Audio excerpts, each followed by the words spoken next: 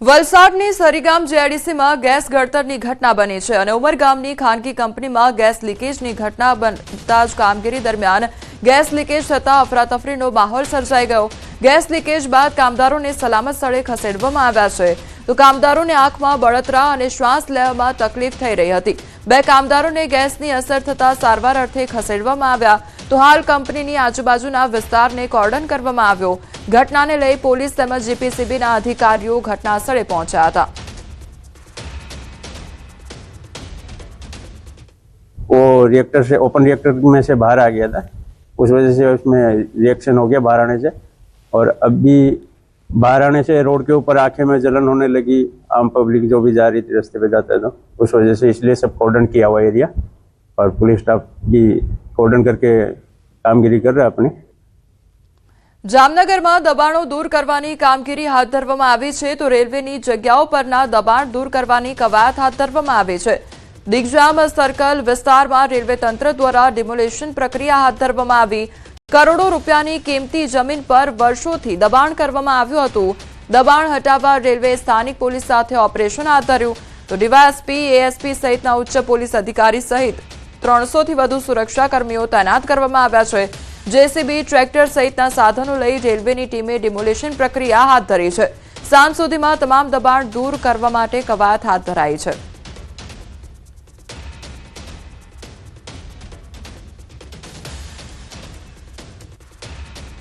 जामनगर में बावरीवास विस्तार में रेलवे ट्रैक के दोनों साइड कुल 151 मकानों का डिमोलिशन चालू है।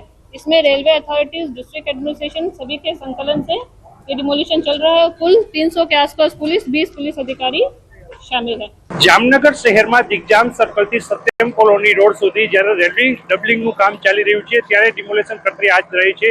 રેલવે તંત્ર દ્વારા સ્થાનિક પોલીસને સાથે રાખીને જે પ્રકારના દ્રશ્યો જોઈ રહ્યા છો, રેલવે પાટાની બંને બાજુ 30-30 ફૂટ જેટલી અંતરે ડિમોલેશન પ્રક્રિયા છે તે હાથ ધરવામાં આવી છે। જામનગર રેલવે પોલીસ ઉપરાંત શહેરની વિવિધ પોલીસની ટુકડીઓ, ડીવાયએસપી અને એલસીબી એસઓજી સહિતનો સ્ટાફ છે તે પણ પહોંચ્યો છે। અહીં 150 જેટલા જે ઝૂંપડાઓ છે તે ઝૂંપડાઓ અહીં આવી રહ્યા છે તે ઝૂંપડાને હટાવવાની કામગીરી છે તે હાથ ધરવામાં આવી છે।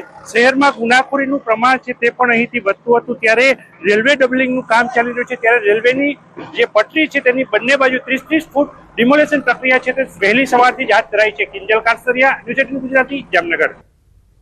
સુરતમાં મનપાની ડમ્પિંગ સાઇટ પર આગ લાગી અને ખજૂતમાં સતત ચોથા દિવસે પણ આગ યથાવત જોવા મળી છે। फायर विभागनी गाड़ीओ स्टेन्ड बाय राखवामां आवी। अत्यार सुधीमां 20 लाख लीटर पाणीनो छंटकाव करवामां आव्यो छे।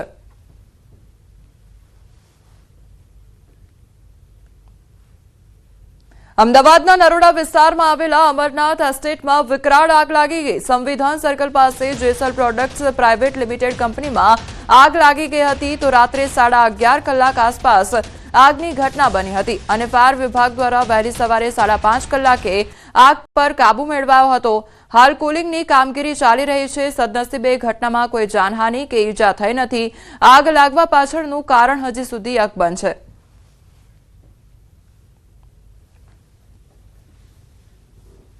અગરબત્તીની કંપનીમાં આગ લાગેલી હતી। લગભગ 7 ગાડીઓથી ફાયર ફાઇટિંગ કરેલું, પૂરી થઈ ગઈ છે। આગ તો કંટ્રોલમાં જ છે, હમણાં ફક્ત કુલિંગ પ્રોસેસ ચાલુ છે। આગ લાગવાનું કારણ હજી જાણવા મળેલ નથી।